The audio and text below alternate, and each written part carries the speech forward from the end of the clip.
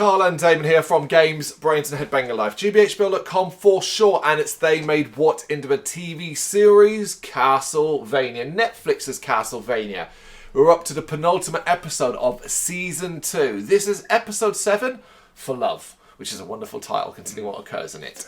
Of course, directed by Sam Dietz and Warren Ellis, written by Warren Ellis, the same duo that's all the way through Castlevania's consistency for you. Yep, really makes a difference. And basically, this is go time. It's not spoilers, I mean, we are talking through the episode, so you're going to be getting hit by spoilers nonetheless. But we might as well start with a big one. This effectively is your big finale. You know, how we ended off in the last episode with Dracula's castle effectively dropping and landing on top of the Belmont estate. Pretty much tells you, well, we have to go up through that castle to get out. Very video game-like, as in sort of travelling through the castle. So, I mean, your expectations might be, well, yeah, they'll make their way through the castle, fight vampires, etc. and so on, and then the end of this episode will be the face-off against Dracula, and then we'll come to episode 8, and that's what we'll do. That's not quite how it works. No. That's not what they go for. You know, you can take that in controversially if you want to a certain degree. I'm happy with it because episode 8 is all about build for the next season to show that there was life in this. You know, the stake for the heart of Castlevania hadn't been done yet. Yeah. It wasn't dead. There was more to come. So it is go time. But there's also a clue that this is a bigger deal. Did you notice the clue when you've pressed play? It's about 5 minutes longer in length. No, yeah, it's about 5 minutes longer in length. It was a little bit longer than the usual episodes. Episode's about 24 minutes long. This comes in at nearly 30. I must have been enjoying that much. I didn't even realize. Yeah, you didn't even notice the time, yeah. Yeah, because this is a very, very strong episode. Oh, yeah. And we begin focusing on Dracula's castle, and all seems quiet. And then the main doors open and water sort of flows out as well to sort of show you that and what occurred previously. Inside, the remaining vampire forces are still fighting. I'm not a big fan of these separate fight scenes. They're all a bit faceless, drone-looking kind of thing. There's nothing really to grab there. But Dracula, watching on, has had enough. And his rage is so strong, it turns the moon blood red. I mean, my God, if that isn't a clue of power alone, it is impressive. In the library, Trevor, Cypher and Alucard are looking for a way out, and they notice the blood red hue coming from the moon before Cypher lifts them out of the hole with a magical ice platform. I do like that shot of them looking up as their faces get bathed in blood, basically. Red. And the animation is fantastic. Cypher's ice platform to lift them out is cool. You do feel like you're getting to the end of an important video game moment, you know? I judge something by interest. Like if I'm playing a game and it makes me put the controller down, and for the first minute I was playing the game while watching it, and then when I saw Dracula's eyes going red, I paused my game, put the controller down, and I know it's going to be epic. Time to pay proper attention. And on the slow trip up, like I love that everyone is really quiet. You can tell like they're nervous, scared. The weight of what they are about to do or what they have to do is clearly kind of affecting them, beginning to rest on their shoulders. Yeah, definitely. And then as they emerge, we get a great full view of the moon, and it is something, one of the best animations moments of the series for me. And they see the castle, and Cypher is overawed by it. And Trevor asks Alucard if he's ready, and Alucard, he's not. He basically says no, but it's not like I have much of a choice really now, do I? We're here. Yeah, we're here. Inside the castle, the fighting continues, only stopping when our trio arrives. And I do love that the vampire factions are like, you are actually the bigger problem. Yes. So we're going to stop fighting each other and attack you instead. Brilliant. So this is a big action scene of Trevor, Cypher and Alucard working together to take the vampires down. And each one kind of gets a cool amount of focus here. We kind of focus on Alucard doing some fighting, Cypher using the magic, Trevor using his whip skills and so on. Did you notice the first time it's properly used? Here's the first time they used the Castlevania theme. The actual music that although, if you remember, go back to the very first episode, we talked about having not as much familiarity with the games. My familiarity with Castlevania comes from the later stuff, like Lords of Shadow, and that sort of stuff. And I have gone back and played the original. They're obviously very old and they don't hold up as well. Symphony of the Night is impressive. But I know that theme. My knowledge is that I think maybe one game. Like probably it's less than mine, put it that way. But that theme, I know that theme. I've heard that theme played live with a sort of video game orchestra. It's that famous. So immediately I was like, oh, that's really, really cool. Where is Dracula during all of this? He's heading back to his study with Isaac. Were you annoyed by that? I wondered, when that happened, I was like, oh, but Damon's like, why is he going back to his study? Why is he not fighting? I was and I wasn't, but then after watching what he did, I get it. I understood that basically he was trying to save Isaac, I'm going to say. So that's the impression I got. Especially when obviously, I don't want to say because obviously it hasn't happened yet. Well, yeah, we'll get to it then, and you can jump in then. So the Forge Master and the vampire basically kill any errant vampires that are pursuing him. You get a bit more of Isaac's skills here. And Isaac reveals to Dracula that Alucard, Trevor, and Cypher are here. And Dracula is shocked. He seems shocked to hear that Isaac would die to protect him. He generally seems a bit puzzled by that. Yes. But it turns out that Dracula kind of likes Isaac too much. He recreates the magic mirror and then blasts him back into the desert to save him from the conflict. Which kind of tells you that Dracula's kind of obviously like, either I go or they go. Yes. Like one or the other's going, and you will die in this process because if you're trying to protect me, they will have to kill you to get to me. And I don't want to see you die. Yeah, I wondered if he. This might be just me thinking too much of it. He saved him because he knew that if once Dracula dies, he's going to continue his work. No, I think you've got the wrong. No, I think you're well off base there. I think Dracula. Like, why would he have ever? Why would he? Dracula wants to destroy the world, but remember there is a big part of him that wants to die as well, to end it, all that kind of thing.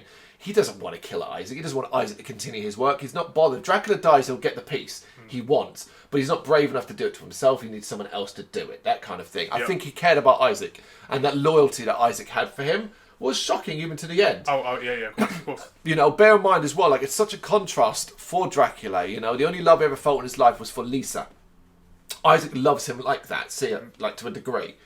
But Isaac also hates humanity. That is a confusing message for anyone, let alone Dracula. Yeah, definitely. But of course, this is the last thing Isaac wanted, and he's kind of left devastated in the sand. I did feel sorry for him, because that's his entire being. That is what he is now. It's who he is. That's been ripped away from him. You can almost imagine he'd be bitter towards Dracula for doing that, to a certain degree. Alucard arrives at the study, and the pair, greet each other. As you do, no need to get into fisticuffs yet. But Dracula won't stand down as they speak about Lisa. And the Vampire Lord isn't too bothered about the threat of Alucard. I do always love that stance of Dracula. Yeah. He doesn't have much in the way of fear or anything like that. And that is until Alucard reveals he isn't alone, and he attacks Dracula backed by Trevor and Cypher. I do like Dracula's. I love that fact that we have this long history with Belmonts. That the show's gone, look, we can't give you it all. We'll drop in bits here and there, but we just hope you will accept that the Belmonts, if you don't know the video games, that the Belmonts are it. Everything against him. But the thing is, this is Dracula, and there is no putting him down easily. He easily overpowers them, almost kills Trevor in one part, but he can do some occasional damage to him here and there.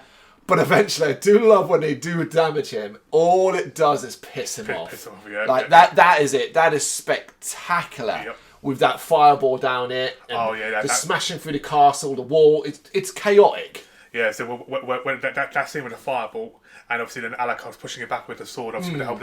I actually thought that he's gonna burst through the fire with the sword, go straight through his heart. I thought that was gonna be. That would be a cool moment. That's gonna be over. But then it went on for another 10 minutes. Which is good. It's a long action scene. It is a long action scene that takes place all through the castle. Lots of clever teleportation by Dracula. Alucard trying to keep up. Trevor and Cypher sort of lagging behind, trying to do our own little bit. But they are so. They would never have beaten Dracula without Alucard. No. Never. That much is made perfectly clear in this fight sequence. There was no way they'd have died. Yeah, because obviously he whacked him with his special whip. Obviously, and he said the Morning Star. Yeah. Yeah, he said that would work on any normal vampire. Yeah. They even have that. Yeah, they even have that scene as well. But obviously, it ends up coming under Dracula and Alucard, and they basically smash their way through the castle, ending up in Alucard's childhood room, smashed through a wall. Ended up in there. And basically, it's dark, it's dusty. You get the impression that when Alucard went to sleep and Lisa died, Dracula sealed it up and forgot about it, put it out of his memory. And it was a moment. It was like, oh, okay, this is what he's done. He sectioned off all the things he cared about in his head. He put walls up, he closed doors, and so on. And you kind of now know what's going to happen. The moment he smashed for that and he pauses, you kind of know what's happening. Although I'd seen it before, I was very much still the first one to be like, yep, this is what stops him. He's the literal breaking through a wall is the figurative breaking through a wall in his mind. Oh yeah, definitely. Because Alucard is pretty much done for here. But seeing the room, seeing what he's doing to his own son, Dracula is remorseful. Yeah. He's sorry. And he kind of realizes, oh, I'm literally trying to kill my son. He reflects on what he's doing, speaking to Lisa directly and breaking down and declaring out, look, I'm already dead. Like, this is what I'm doing. This is what I've done. It's quite a powerful moment. It's great.